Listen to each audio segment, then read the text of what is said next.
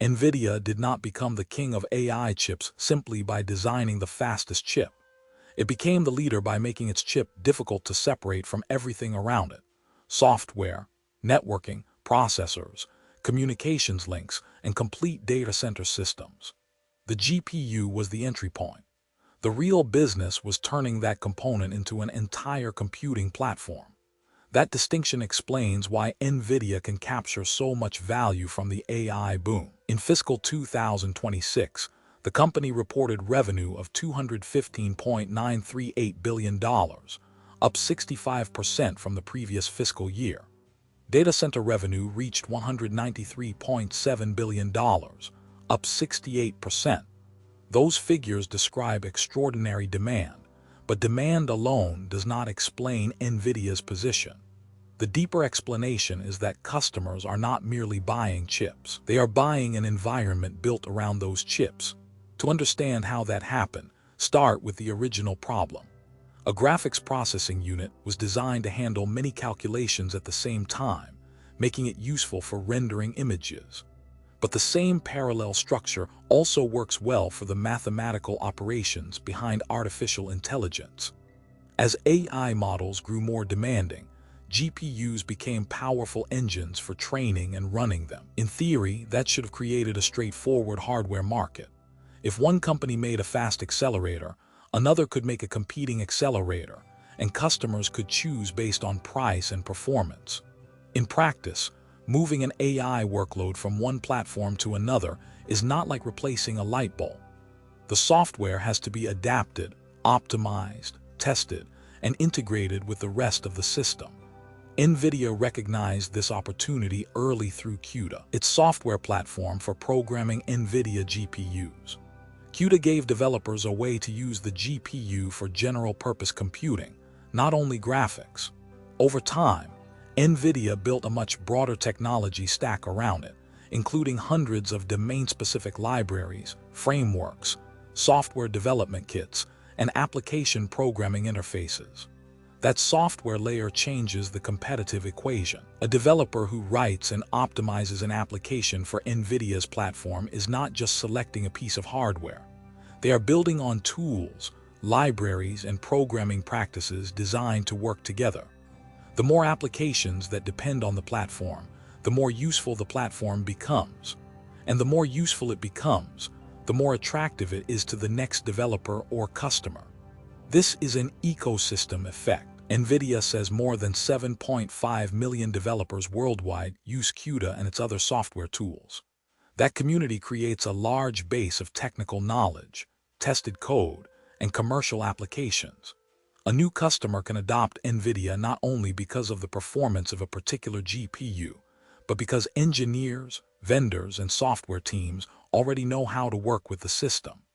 Nvidia's own organization reflects how important that software became. More than half of its engineers work on software, according to the company's fiscal 2026 annual report. Nvidia also says it has invested more than $76.7 billion in research and development since its inception. That investment is not limited to making individual chips faster. It supports the tools that allow thousands of different workloads to run efficiently on the hardware. The result is a form of switching cost. Once a company has trained models, built internal tools, selected libraries, hired engineers, and deployed applications around one platform, changing platforms can require much more than purchasing different chips. It can mean reworking a large portion of the computing environment. Nvidia's advantage therefore compounds over time.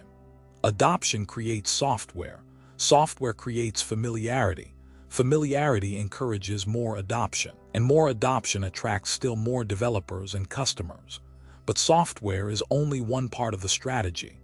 AI data centers are not collections of isolated processors. They are tightly connected machines that must move enormous amounts of data between GPUs, CPU, memory, storage, and other servers. If those connections become a bottleneck, a powerful processor can spend its time waiting instead of computing. Nvidia expanded into that problem as well. Its 2020 acquisition of Mellanox brought the company deeper into networking, and helped its platforms operate at data center scale. Nvidia now sells technology for the links and networks that connect the computing units. In fiscal 2026, data center networking revenue increased 142%, driven by NVLink compute fabric and continued Ethernet and InfiniBand growth. This matters strategically because networking turns Nvidia from a chip supplier into a system supplier. The value is no longer concentrated only in the processor performing the calculation. It also exists in the machinery that allows many processors to behave like one coordinated system.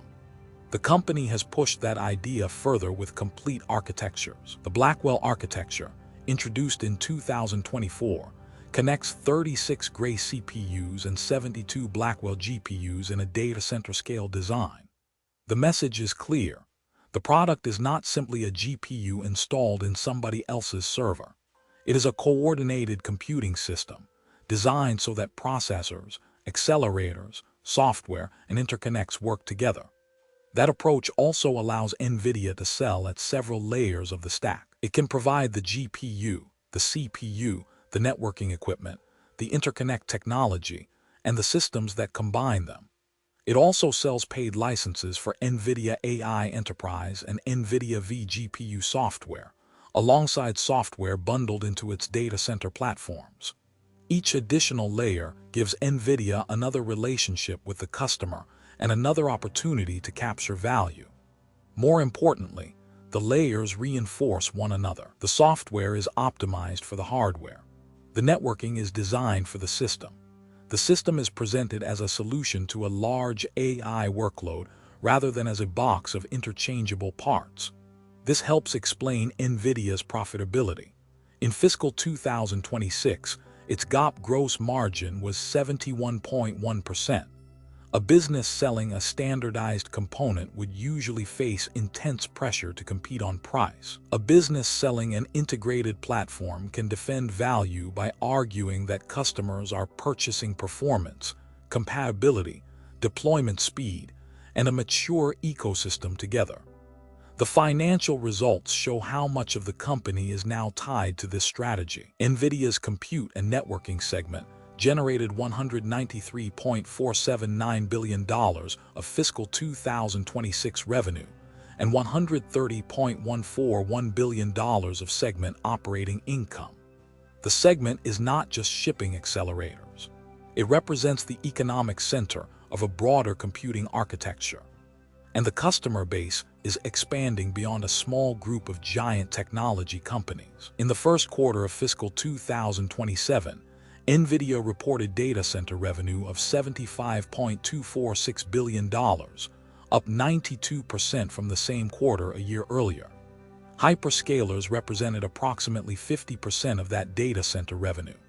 The remaining approximately 50% came from AI clouds, industrial, enterprise, and sovereign customers. That mix is important. The largest cloud companies helped create the first wave of massive AI infrastructure, but Nvidia's platform is spreading into many types of organizations. As more businesses want to train models, run AI services, or build specialized systems, the appeal of a ready-made platform increases. Customers may not want to assemble every layer themselves. They may prefer a system with established software, networking, and support. Nvidia's ecosystem was already substantial before the latest surge. In fiscal 2024, the company described it as including nearly 5 million developers, 40,000 companies, more than 300 CUDA libraries, 600 AI models, and 3,500 GPU-accelerated applications. The exact size matters less than the structure those figures reveal. Nvidia had been building a marketplace of technical dependence long before the current spending cycle reached its peak. This is the hidden mechanism behind the headline. Nvidia's lead is not based on one permanent performance advantage. Hardware advantages can be challenged. New processors can be designed. Prices can be negotiated, but a platform is harder to replace because its value is distributed across many connected decisions. A developer chooses CUDA. A company hires people familiar with it. A software vendor optimizes an application for it. A cloud provider deploys systems built around it. Nvidia adds libraries, networking, CPU, enterprise software, and larger integrated machines. Each decision makes the next decision easier, while making an alternative platform more expensive to adopt. That does not make Nvidia invulnerable. The very scale of its success gives customers a reason to seek alternatives, reduce dependence, or develop their own technologies. A large market also attracts competitors, but the competition is no longer just about who can manufacture the fastest accelerator. It is about who can provide a complete environment that developers trust and customers can deploy. That is why the most important Nvidia product may not be a chip at all. It is the system surrounding the chip, the code, the libraries, the connections, the machines, and the accumulated expertise of everyone using them. By turning a GPU into the foundation of a full computing platform, Nvidia changed the economics of AI infrastructure. The company sells hardware at the center of the system, but it captures value across the layers around it. And as more of those layers become interconnected, Nvidia becomes not merely a supplier in the AI economy, but one of the places where that economy is built.